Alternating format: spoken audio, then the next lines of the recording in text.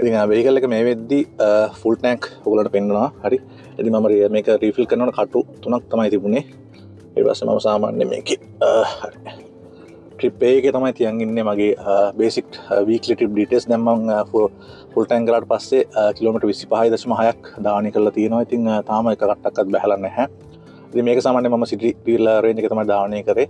ඊට අමතරව ඊ දවසේ වීඩියෝ එක ගන්නත් පාවිච්චි කරා. ඒක දැනුත් මේ කාර් එකේ AC දාගෙන තමයි මම වීඩියෝ එක කරන්නේ. ඉතින් මෙහෙම කරයි කියලා ෆෝල් එක ලොකු ප්‍රශ්නයක් වෙන්නේ නැහැ ඇත්තටම. හරි.